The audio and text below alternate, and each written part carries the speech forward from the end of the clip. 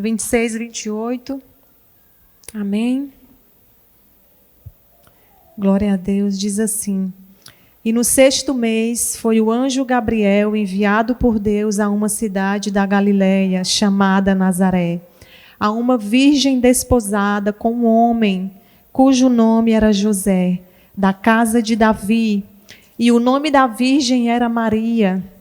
Entrando o anjo aonde ela estava, disse: Salve, agraciada, o Senhor é contigo. Bendita és tu entre as mulheres. Amém? Olha como essa mulher, recebe uma visita tão especial da parte de Deus. E olha a forma como esse anjo a sauda. Salve, agraciada, bendita és tu entre as mulheres.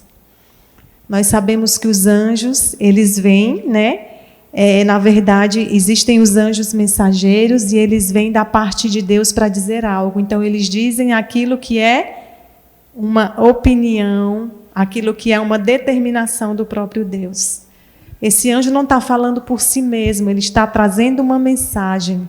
E ao falar com Maria, ele está trazendo para Maria tudo aquilo da parte de Deus, como Deus a enxerga, como Deus a percebe, como Deus a vê. Maria era uma pessoa extremamente comum. Ela era de um lugar simples, de uma família sem expressão nenhuma. Tanto que antes dessa passagem, você não vê nenhuma informação relevante, nada que marque tanto a vida dessa mulher. A gente não conhece nada a respeito disso. Não havia nada de externo que pudesse destacá-la das outras jovens, mas em seu interior ela nutria características profundas que fez com que Deus a escolhesse diante daquele povo e diante daquela nação. Maria foi chamada para um propósito muito poderoso. Eu acredito que a gente sabe que o propósito, as profecias, elas já existiam lá no Antigo Testamento, apontando para o Messias que havia de vir. Depois que esse Messias vem, a gente sabe que as profecias continuam acontecendo, apontando o propósito principal, que era a salvação de toda a nação, de todos os povos, tribos e nações da terra. E Maria estava entre uma coisa e outra.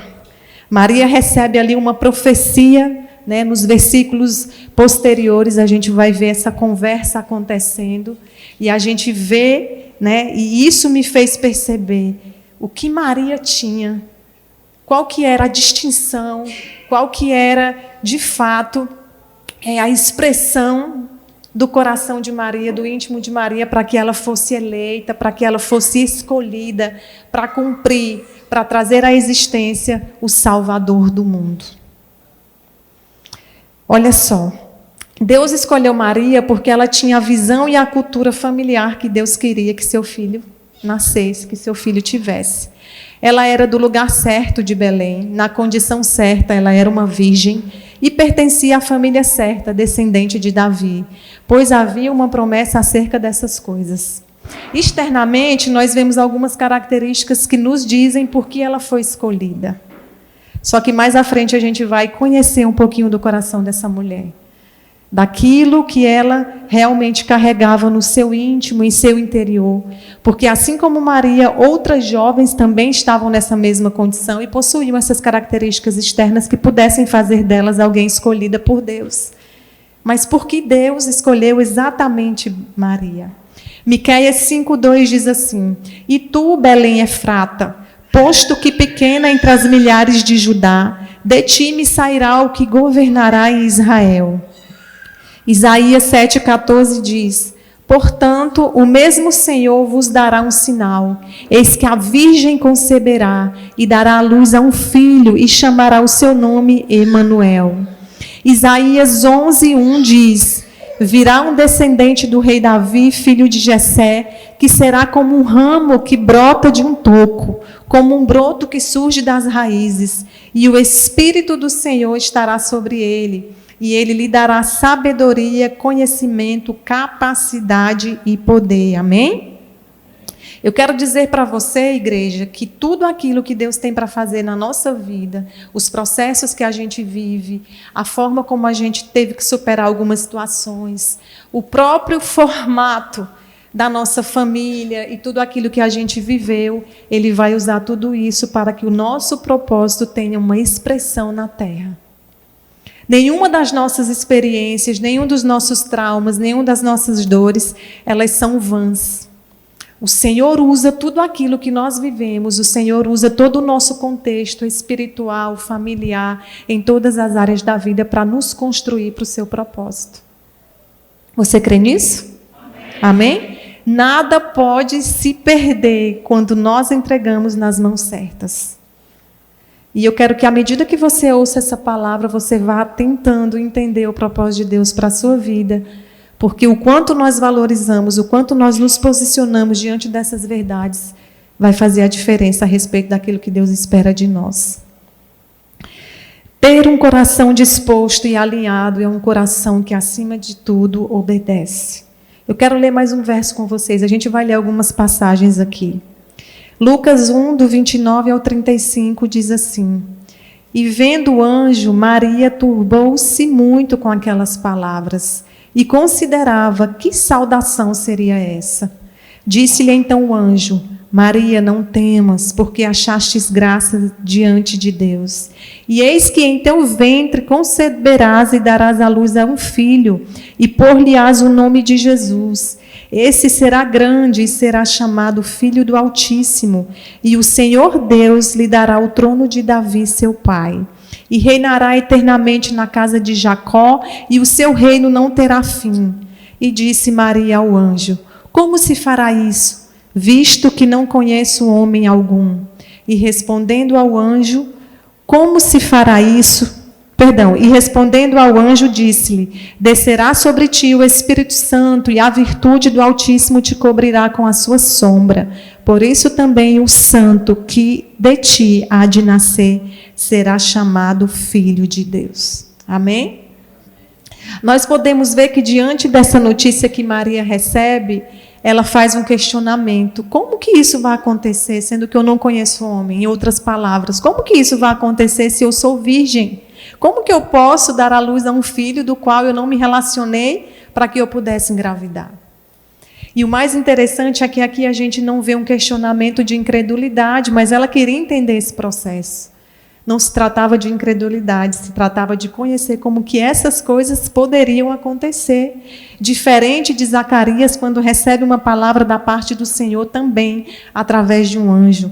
A resposta dele diz assim: Como eu posso ter certeza de que isso acontecerá? Eu já sou velho e a minha mulher também é de idade avançada. Então o anjo responde para ele, lá em Lucas 1, do 18 ao 20. Sou Gabriel e estou sempre na presença de Deus. Foi Ele quem me enviou para trazer essas boas novas. Agora, porém, você ficará mudo até os dias em que essas coisas acontecerão, pois não acreditou em minhas palavras, que se cumprirão no devido tempo. Então, nós vemos aqui dois questionamentos a respeito de uma palavra de Deus. Aquele que se posiciona com dúvidas sobre o processo e aquele que se posiciona com incredulidade. Qual que é a certeza que eu tenho que essa palavra realmente vai acontecer? Eu já sou idoso, a minha esposa já é idosa. Nós não podemos mais ter condições humanas e naturais de gerar um filho. O questionamento de Zacarias era, na verdade, uma dúvida que sinalizava uma incredulidade. Maria pergunta: como que isso vai acontecer se eu ainda não me relacionei com o homem? Ele diz: qual é a certeza que eu vou ter que essas coisas vão acontecer, se eu já sou idoso? Ele traz uma circunstância natural para dizer que é impossível. E nós precisamos pensar a respeito do chamado e das promessas de Deus para a nossa vida. Como que nós temos nos colocado? Qual é a nossa justificativa, o nosso questionamento diante de uma palavra de Deus? Nós vemos aqui duas visitas, nós vemos aqui duas pessoas recebendo essas pessoas específicas da parte de Deus, e nós vemos dois posicionamentos totalmente diferentes. Qual que foi a resposta de Maria? Eu sou sua serva, cumpra em mim segundo a tua vontade. Não importa. Não importa se a gente sabe que naquela época ela correria o risco aí de um apedrejamento. A gente sabe que o seu noivo poderia abandoná-la, como de fato ele pensou em fazer.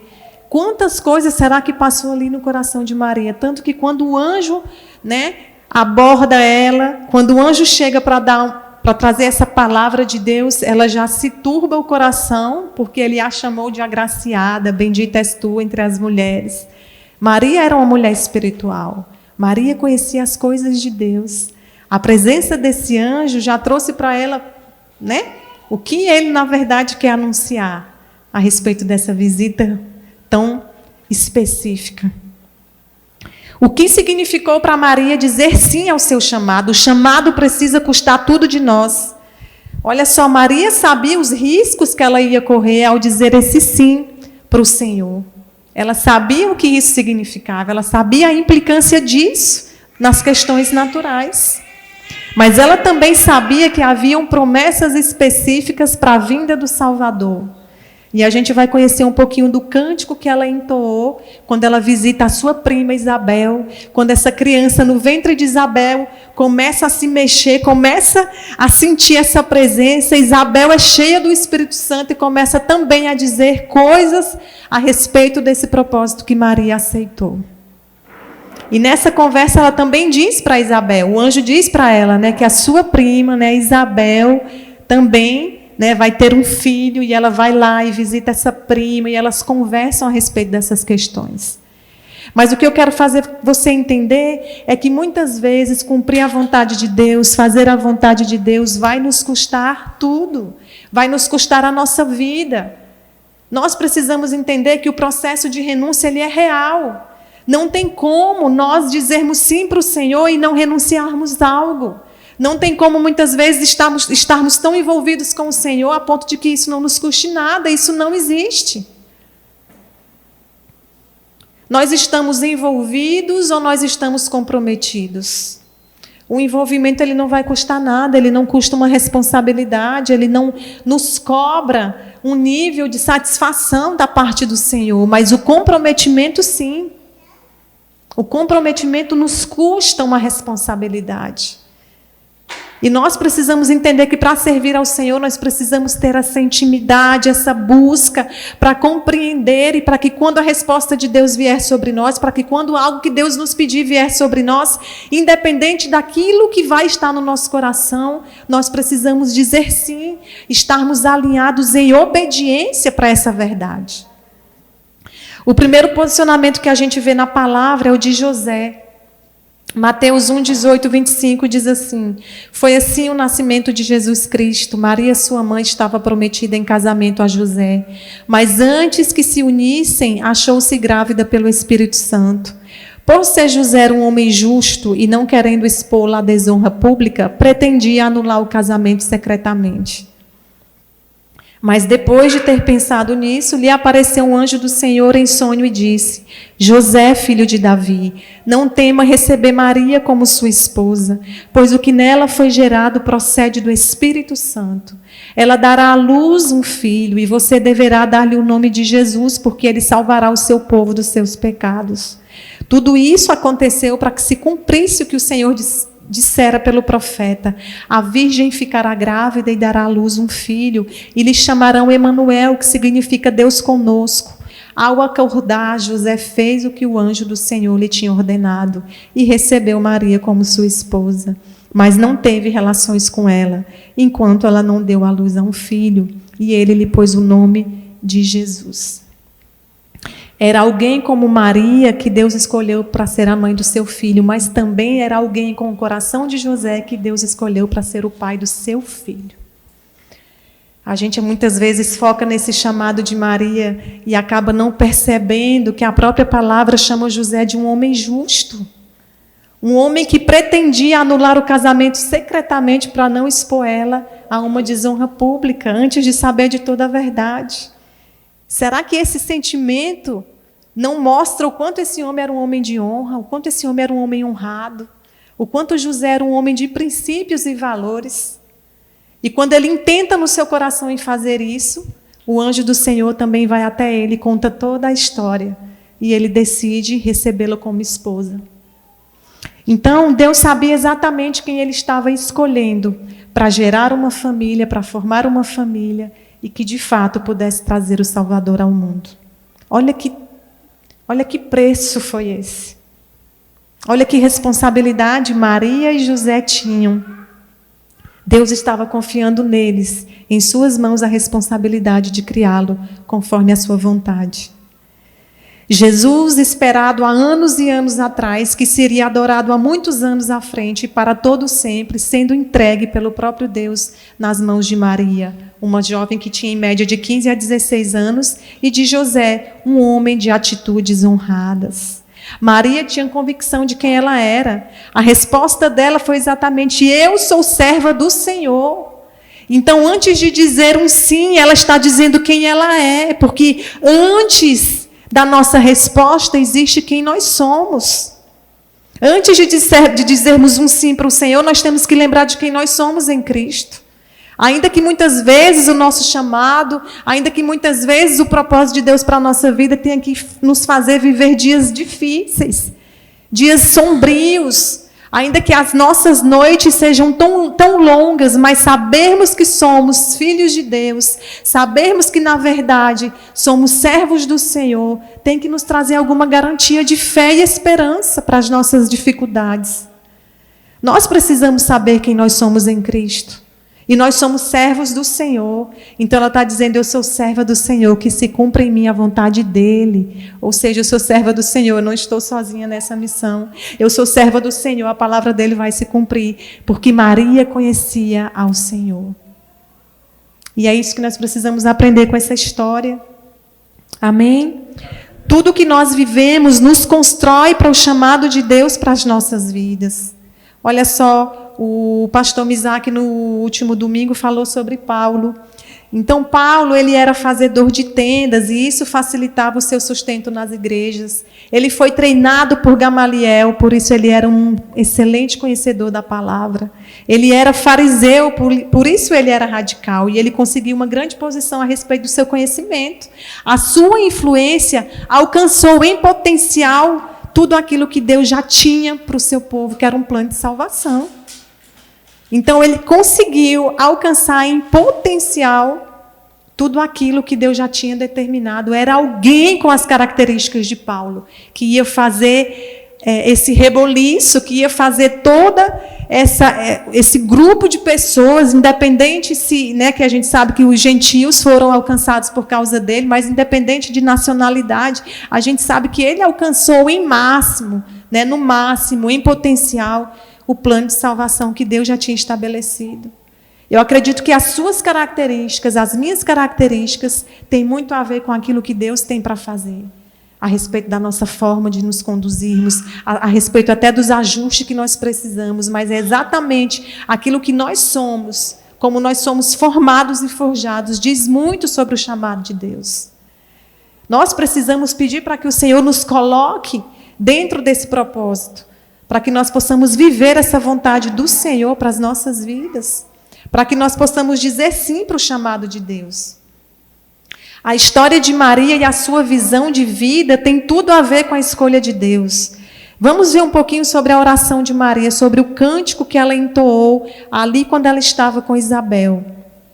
Maria entoou um cântico, e esse cântico revela a beleza do seu interior, a sua singularidade em adorar o Senhor. Lucas 1,46 diz assim: Maria respondeu: minha alma engrandece ao Senhor, e o meu espírito se alegra em Deus, meu Salvador, pois atentou para a humildade da sua serva. De agora em diante, todas as gerações me chamarão bem-aventurada, pois o Poderoso fez grandes coisas em meu favor. Santo é o seu nome. A sua misericórdia estende-se aos que o temem, de geração em geração. Ele realizou poderosos feitos com seu braço. Dispersou os que são soberbos no mais íntimo do coração. Derrubou governantes dos seus tronos, mas exaltou os humildes. Encheu de coisas boas os famintos, mas despediu de mãos vazias os ricos. Ajudou a seu servo Israel, lembrando-se da sua misericórdia com Abraão e seus descendentes para sempre, como dissera aos nossos antepassados. Além de escolher uma mulher como Maria, Deus sabia que Ele estava escolhendo uma adoradora que o conhecia. Uma adoradora que sabia quem era Ele. Maria tinha ali no seu interior um conhecimento específico a respeito do seu Deus. Maria não era alguém que vivia alheia às promessas, né? Aquilo que Deus já tinha prometido, a palavra do Senhor que estava no seu coração. Ela era uma adoradora. Ela entoou esse cântico conhecendo quem era Deus. Ela fala dos feitos de Deus. Ela fala de atributos da natureza de Deus. Ela traz a palavra aqui mostrando, né, que ela conhecia o Senhor. Será que quando nós recebemos uma palavra, será que quando nós estamos ali diante de uma promessa do Senhor, talvez aquelas que a gente nem lembra mais, como que a gente se posiciona? Será que com alegria? Será que mencionando quem Deus é, o que Ele é capaz de fazer? Porque a própria promessa de Deus na vida dela já começou com um milagre. Já começou, né? Já teve origem com um milagre, do qual ela nem esperava que fosse sido a escolhida. Então, nós precisamos pedir para que o Senhor entre no nosso coração e nos transforme, a ponto de desejarmos ser achados em graça diante da presença de Deus. Ao ler essa passagem, ao conhecer sobre Maria, eu peço, Senhor, né, que honra. Já pensou? Um anjo chegar para você e dizer assim: salve, agraciada Cristiane, bendita és tu entre as mulheres. Será como que nós somos conhecidos no mundo espiritual? Será como que nós estamos sendo comentados no mundo espiritual? Porque entenda bem, quando esse anjo desce para trazer uma palavra, isso mostra que houve uma conversa no céu a respeito de Maria. Isso mostra que houve ali uma conversa. Quando Deus envia um anjo mensageiro, antes existia um assunto a ser comentado, a ser ordenado, e esse anjo desce com essa finalidade. Como será que nós somos comentados? Como será que nós somos conhecidos? Quais são as características que nós temos que são motivos da alegria do Senhor? Maria foi essa pessoa distinta, muito simples, muito humilde, mas que foi a escolhida. O Senhor sabe de todas as coisas, e o que eu tenho pedido ao Senhor é que Ele encontre em mim graça. É que ao olhar para mim Ele encontre graça. Sabe, queridos, porque muitas vezes a gente corre atrás de tantas coisas vislumbra os nossos olhos, tantas coisas faz o nosso coração saltitar de alegria, de emoção. Mas eu posso dizer isso para vocês, que nada mais alegra o meu coração do que saber que o Senhor é o meu Deus, e o quanto eu o amo, e o quanto eu quero estar perto, e o quanto eu quero conhecê-lo, e o quanto eu quero saber coisas das quais eu não sei, e o quanto eu quero me lançar nesse relacionamento, mais do que qualquer outra coisa. Porque todo o resto não tem tanto sentido quando nós entendemos quem nós somos em Cristo, quando nós entendemos, né, que nós podemos entrar nesse relacionamento, nessa intimidade, não por aquilo que Ele pode nos dizer, não por aquilo que Ele pode fazer, não pelas promessas que Ele pode cumprir na nossa vida, mas principalmente pelo prazer de estar na sua presença, pelo prazer de conhecer esse Deus que é Pai, que é santo, que é justo e fiel, porque só Ele pode fazer por nós e em nós aquilo que nós mais precisamos, aquilo que nós mais necessitamos. Aquilo que nós mais precisamos. Quando a gente vai para a palavra e a gente vê lá a história de Ana, sempre é uma história que fala muito comigo.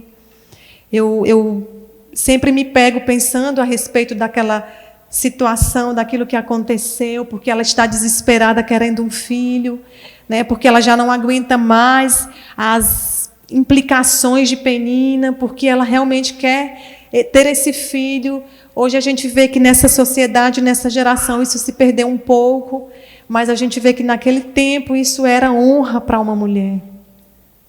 E ela pede muito um filho.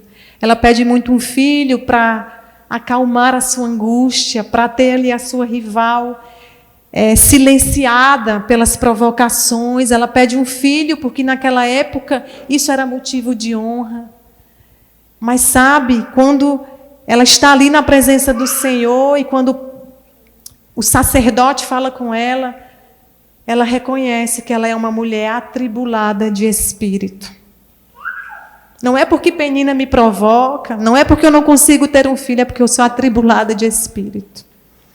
E naquele momento ela se derrama tanto na presença de Deus, se derrama tanto, e aí, ao reconhecer quem ela é, ao saber o estágio em que ela está, ela consegue se desprender de tudo isso e consegue pedir em Deus um filho. Senhor, me dá que eu te devolvo. Né? Antes eu queria porque queria, mas agora é teu. Eu quero te pedir, mas para que eu possa devolvê-lo ao Senhor. E eu acredito que Deus fez ela passar por todo aquele quebrantamento, porque Deus não tinha só um filho para ela. Deus tinha Samuel para Ana. E muitas vezes, muitas coisas nas nossas vidas vão acontecer quando nós passarmos pelo quebrantamento até a gente chegar no ponto de pedir aquilo da forma como nós precisamos pedir. Porque muitas vezes as nossas motivações não estão alinhadas com aquilo que Deus tem para nós. E o próprio Deus vai nos fazer reconhecer quem nós somos e o que nós precisamos ser para que Ele possa dizer sim, para que Ele possa realmente nos dar um ok da parte do céu.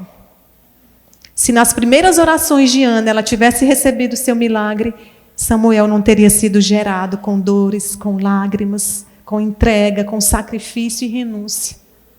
Ela precisou passar, né, por esse processo para realmente saber o que o Senhor tinha, muito mais do que um filho comum. Então, uma parte do cântico entoado nos mostra muito mais do seu coração. Eu queria que você visse aqui, lá no verso 51, 53 de Lucas 1.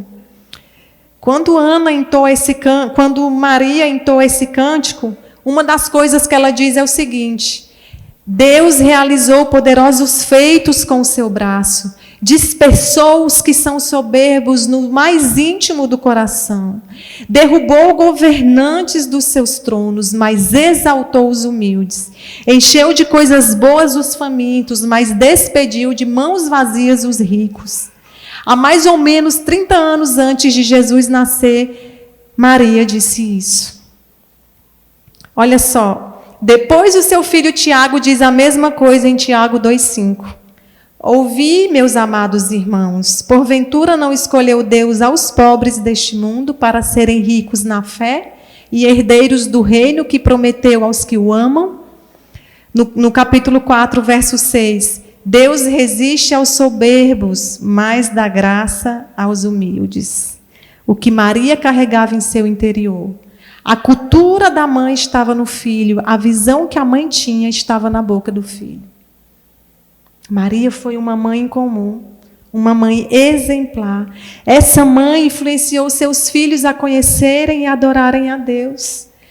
Há quase ou até mais de 30 anos atrás, ela diz isso quando ela está entoando um cântico. E há muito tempo depois, o seu filho está dizendo a mesma coisa que a sua mãe disse. Ela soube educar e ensinar no caminho os seus filhos. Até porque a gente sabe que ela não teve só Jesus. E a gente olha para isso aqui e vê que ela tinha uma visão que tinha muito a ver com o ministério de Jesus. Porque Jesus também traz mensagens a respeito dessas mesmas coisas e desses mesmos assuntos. Então, Maria, muito tempo atrás, já tinha no seu coração as verdades de Deus que o seu filho Jesus propagou, né, que o Pai trouxe também para os outros filhos.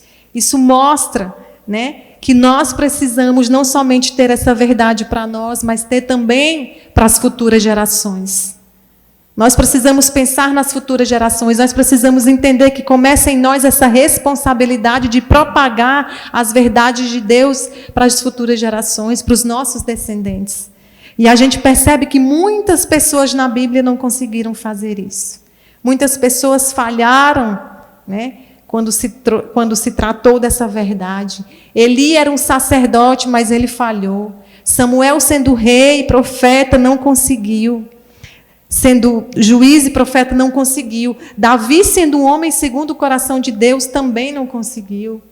A gente vê pessoas usadas extremamente, né, nas mãos de Deus, pessoas cheias do Espírito Santo, pessoas que receberam dons e talentos, pessoas que receberam revelações poderosas da parte de Deus, falharam nessa missão. Deus sabia por que estava escolhendo Maria.